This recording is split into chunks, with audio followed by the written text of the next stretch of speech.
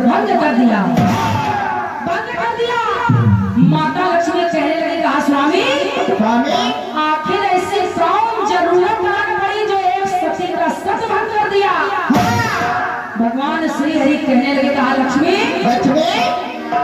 और जालंधर का रूप धारा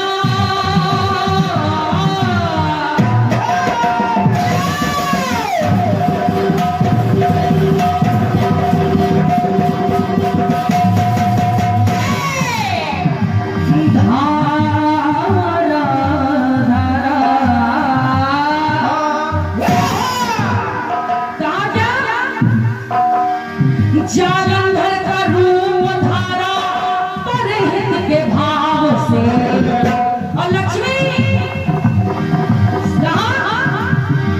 जालंधर का रूप धारा परहित के भाव से। लाचार शिव शंभु थे सती के प्रभाव से। और इतना ही नहीं, भयभीत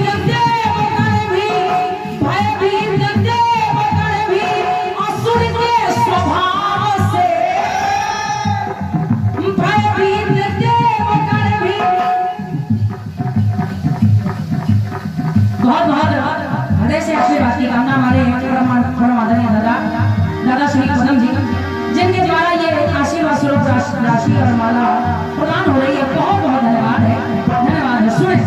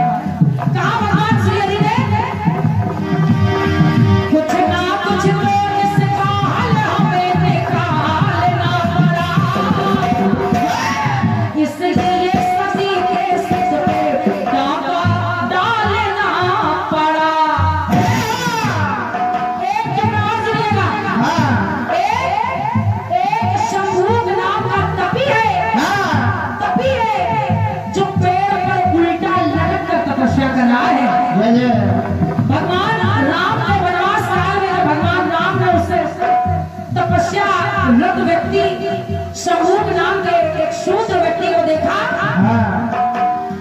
और जब उसकी तपस्या का उद्देश्य जाना तो भगवान राम ने उसका शीश काट दिया।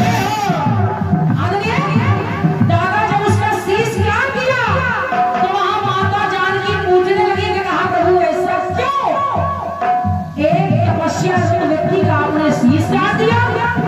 तो भगवान राम कहने लगे, राजा की सुनो,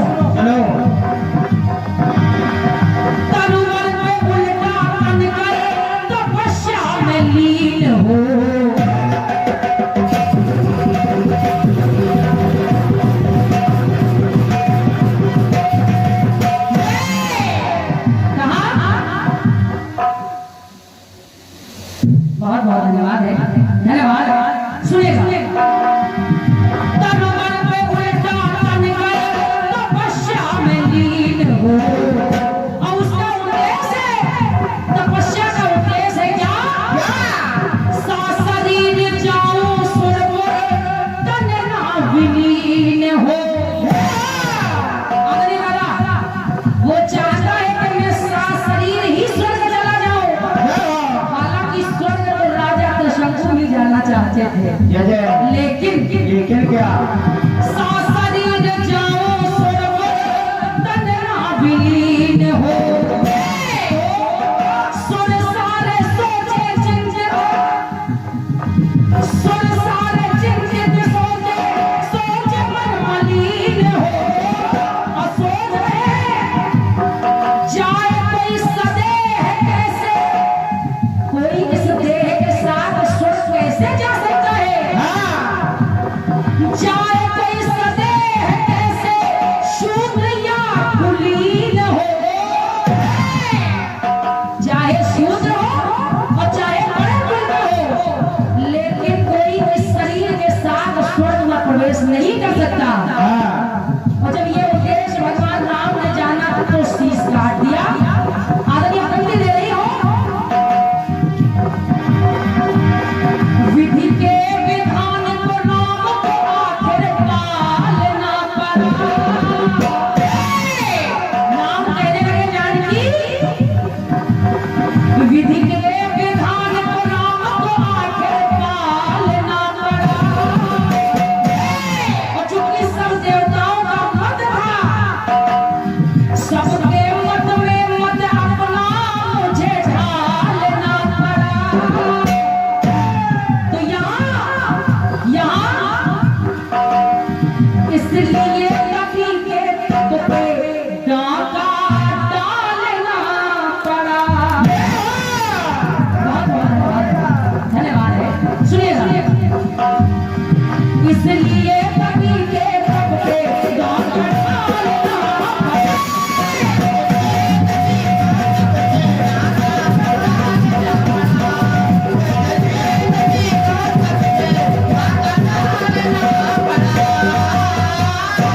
इधर लिख दीजिए भैया, समय का अभाव है हमारे लिए। आइए एक टुकड़ा और बिल्कुल जल्दबाजी में दे रही हो। दुर्योधन माना नहीं न्याय और नीति को। आदरणीय, जब दुर्योधन की सभा में भगवान कन्हैया शांति दूत तक बनकर जा पहुंचे, दुर्योधन को समझाया कि वैसे तो पांडवों का आधा हिस्सा है, लेकिन अगर 5 गांव भी दे दोगे तो पांडव संतुष्ट हो जाएंगे। दुर्योधन कहता है 5 गांव तो छोड़ो, सुई की नोक बराबर भी नहीं दूंगा। और जब सुई की नोक बराबर नहीं दूंगा तो कन्हैया कहने लगे फिर ये महाभारत होकर रहेगा। हुआ क्या? दुर्योधन माना नहीं न्याय और नीति को। और दुर्योधन के साथ साथ द्रोणाचार्य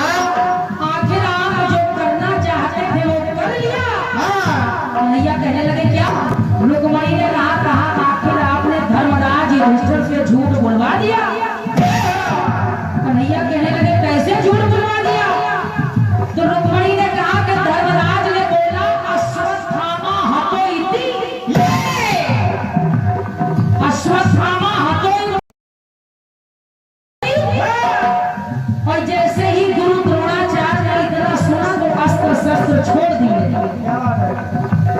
कन्हैया कहने लगे कहा रुक्मणी, धर्मराज ने इतना नहीं बोला कि अश्वत्थामा हतोइति।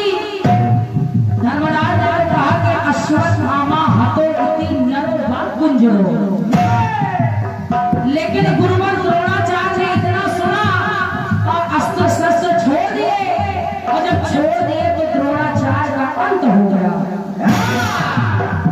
ये कुंडी दे रही हो,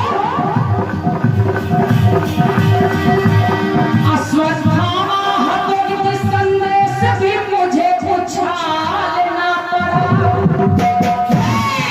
और कन्हैया कहने लगे इस धर्म युद्ध में धर्म का पक्ष संभालना पड़ा। हमारे राजा सामान्य श्री पांडे जी पधार रहे हैं, बहुत बहुत धन्यवाद है। आइए दादा स्वागत कहना है। आइए दादा आइए। इस धर्म युद्ध में धर्म का पक्ष संभालना पड़ा। तो रुक्मणी इसलिए बलि के बल पे डाका डालना पड़ा। क्योंकि गुरुवर द्रोणाचार्य इतने बलशाली थे कि अगर ये संदेश पाकर अस्त्र शस्त्र ना छोड़ते तो शायद एक पांडव कभी जीत ही ना पाते। इसलिए